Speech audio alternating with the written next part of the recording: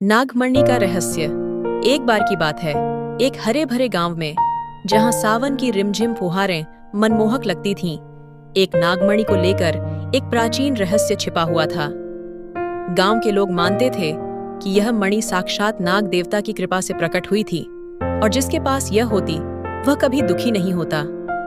लेकिन यह मणि किसी के पास नहीं थी, बल्कि एक गुमनाम गुफा में छिपी थी, जिसे सिर्फ शुद्ध हृदय वाला ही खोज सकता था। गांव में राधा नाम की एक छोटी, निडर और दयालु लड़की रहती थी।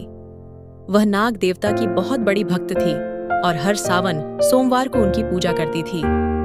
इस साल नाग पंचमी पर गांव में एक भयानक अकाल पड़ा। नदियां सूख गईं और खेत बंजर हो गए। लोग भूख और प्यास से तड़पने लगे। गांव के बुजुर्गों ने कहा कि यह नाग देवता का प्रकोप है, क्योंकि उनकी पूजा ठीक से नहीं हो रही है। एक रात राधा को सपने में एक विशाल नाग देवता दिखाई दिए, जिन्होंने उसे उस गुमनाम गुफा का पता बताया और कहा कि अगर वह नागमणि को ढूंढकर सही जगह स्थापित कर दे तो गांव की सारी परेशानियां दूर हो जाएंगी। उन्होंने यह भी बताया कि नागमणि को सिर्फ वही छू सकता है जिसका मन निर्मल हो। राधा ने अगले दिन सुबह होते ही नागमणि को खोजने का संकल्प लिया। वह अकेले ही उस घनी पहाड़ी की ओर चल पड़ी जहां गुफा का रास्ता था। रास्ते में उसे कई बाधाओं का सामना करना पड़ा।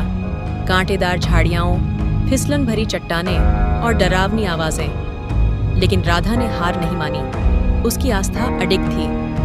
कई घंटों की यात्रा के बाद उसे आखिर वह गुमनाम गुफा मिल गई। गुफा के अंदर घना अंधेरा था। जैसे ही वह आगे बढ़ी, उसे एक चमकदार रोशनी दिखाई दी। ये नागमणि थी, जो एक ऊंचे पत्थर पर रखी हुई थी और उसके चारों ओर छोटे बड़े नाग पहरा दे रहे थे। राधा को देखकर सभी नाग शांत हो गए, मानो वे उसे पहचानते हों। राधा ने धीरे से नागमणि उठाई। जैसे ही उसने उसे छुआ, पूरी गुफा दिव्य प्रकाश से जगमगा उठी और एक मधुर ध्वनि गूंजने लगी। नागमणि हाथ में लेते ही राधा को एक अद्भुत शक्ति का अनुभव हुआ। वह नागमणि लेकर गांव लौटी। जैसे ही वह गांव में दाखिल हुई, चमत्कार हुआ। सूखे खेत हरे भरे होने लगे, नदियां फिर से बहने लगीं और आकाश में घने बादल छा गए, जिससे मूसलाधार बारिश हुई। गांव में खुशहाली लौट आई।